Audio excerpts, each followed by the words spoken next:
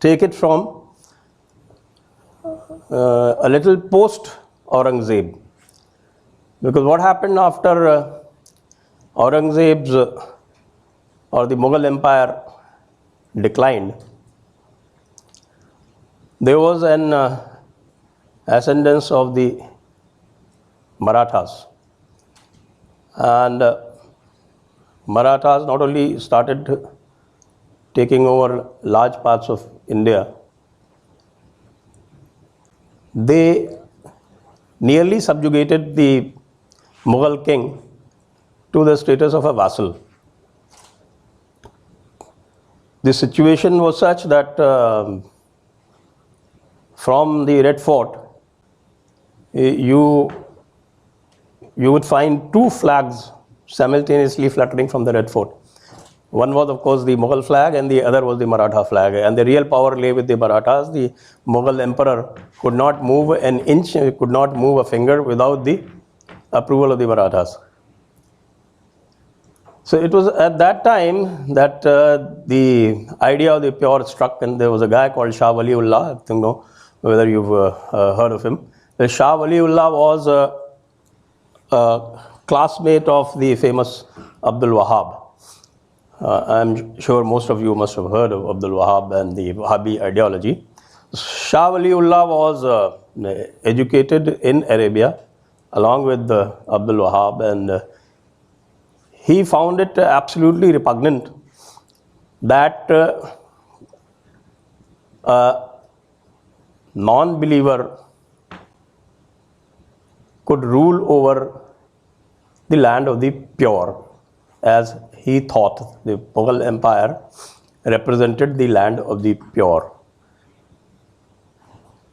तो पाक के ऊपर काफिर का राज ये बिल्कुल किसी भी तरह से शाह वलीउल्लाह को बर्दाश्त नहीं था.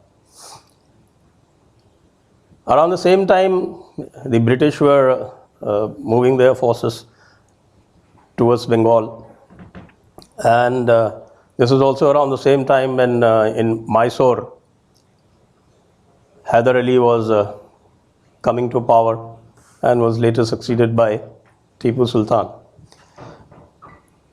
So you had two simultaneous movements for land of the pure. One was Shah Waliullah and the other was Tipu Sultan. Nearly simultaneous, a little bit, you can say a decade or two here and there.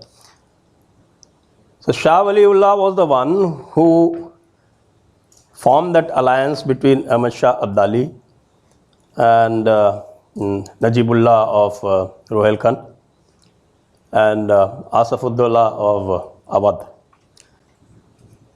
He was the one who gathered them together, and ultimately the Battle of Panipat was a result of machinations of Shah Waliullah. After the Marathas were defeated in 1761, that is a battle that we know very well.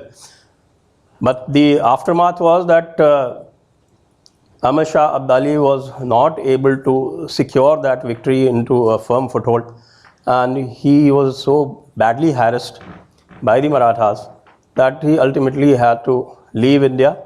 There was also some kind of a rebellion within Afghanistan in his territory, so he had to go back.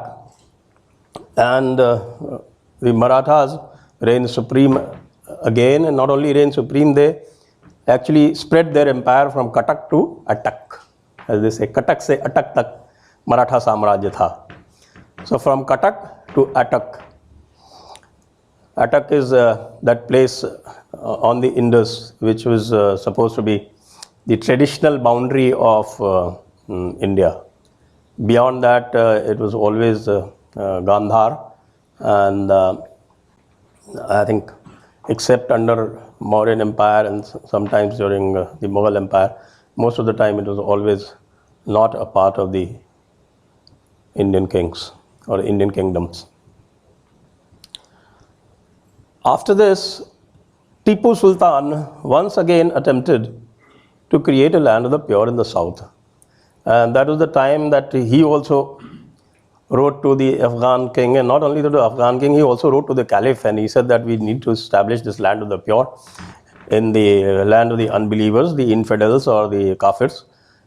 Therefore, I need your assistance. Of course, the assistance was not forthcoming because you had a very powerful Maratha Empire in between. Ultimately, a combination of Maratha, Nizam and the British, they defeated Tipu Sultan, and that was the end of the first dream of the land of the pure post-Mughal Empire. The next attempt was made by a guy called Sayyid Ahmad Barelvi. This is different from Ahmad Raza Barelvi, because Ahmad Raza Barelvi is the one who founded the Barelvi sect. The Sayyid Ahmad Barelvi is actually from Rai Bareli, he is not from Bareli proper. But he is still called Sayyid Ahmad Barelvi. He was a disciple of Shah Waliullah. And he again found it abhorrent that Kafir should be ruling the land of Punjab, which he thought should be the land of the pure, because Maharaja Ranjit Singh's empire was there. So he was the one who went to Punjab, he gathered up his forces, and he went to Punjab and he did what is called a Jihad against Maharaja Ranjit Singh. Now this has carried on. After that, after Raza Barelvi in the 19th century, his movement was around say 1820s and 1830s, that was the time.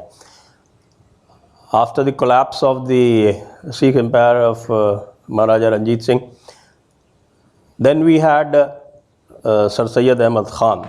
Sir Syed Ahmad Khan, he started out with a madrasa in Aligarh. That madrasa was then converted into what is called the Anglo-Oriental College. And that Anglo-Oriental College later became Aligarh Muslim University, as we see it today. The two-nation theory was formally proposed and propounded by Sir Syed Ahmad Khan in the Aligarh Anglo-Oriental College. And it has solid foundation. It has foundation in these Islamic scriptures.